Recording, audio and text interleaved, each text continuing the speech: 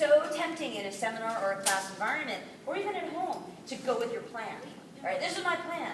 But my advice to you guys is go with what your puppy is telling you and be prepared to shift gears.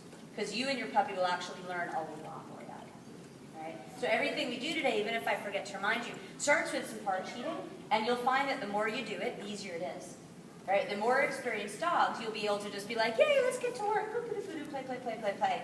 3 seconds later, they're ready to roll. These are puppies, so it's going to take a little bit more.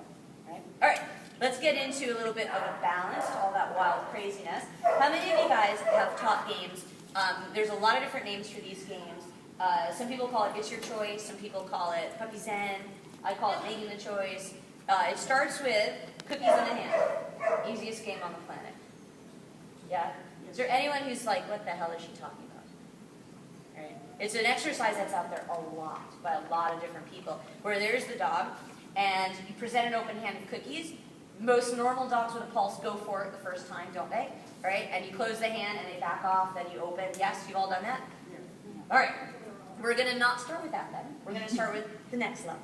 All right? Have you guys put it on the floor as well? Cookies on the floor? Okay, good. I have found a big problem with that, in that is an excellent way to start. But have you noticed that it doesn't transfer necessarily to real life? Right? And it's a party trick. And as soon as the dog knows that you're playing those games, they are perfect. You can decorate them with cookies, right? But the first time out, they go for it every time, don't they? Does that make sense? How many of you guys, and you'll see it today with these puppies too, you put the handful of cookies out, and they go for it the first time every time, right? And you always have to close the hand the first time. And then once you've closed the hand the first time, they are perfect for the rest of the session.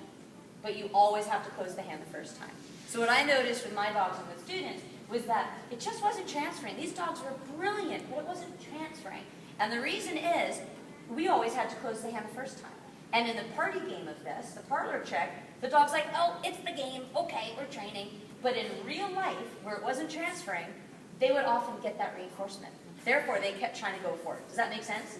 So I'll use an example. My dear departed Dalmatians were taught differently, because they both passed away this year, but one was 15 and one was 14, and they were both taught basically to wait to be told that they couldn't have something in order to back off of it, right?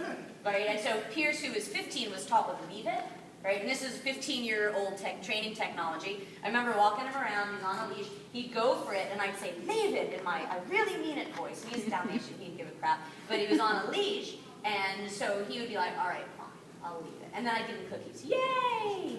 So he learned, go for it, right? Do go for it. And if you can't get it, if somehow she prevents you from getting it, go back to her, because she's going to feed you.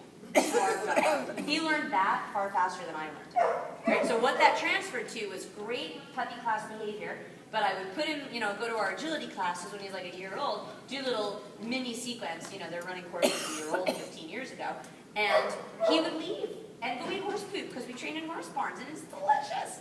And he would always leave, and I would yell, leave it, and he would always come back, and what would he get? A cookie. But he'd never stop leaving. And up until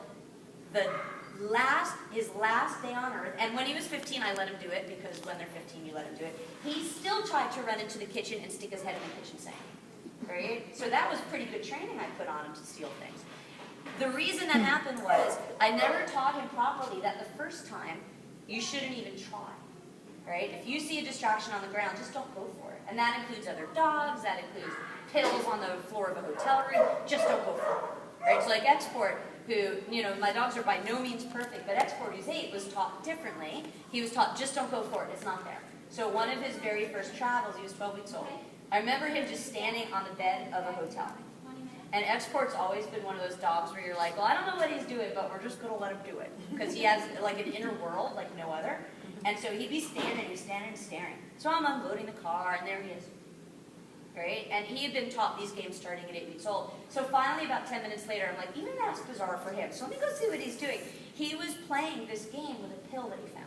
So there's a pill on the bedspread at a hotel, and he was just standing there going, she said don't go for it at first, but I would really like it. So I'm going to indicate that it's here, right? And if she says I can have it, I will have it. Right? And God knows what that pill was. I don't know what it was, but it was probably a good thing you didn't eat it. Right? So what we want to teach your puppies is, just because there's something there doesn't mean you should have your first priority to go for it. It's normal for a dog to want to go for it first priority, right? So the name of this game is called Getting It Right the First Time.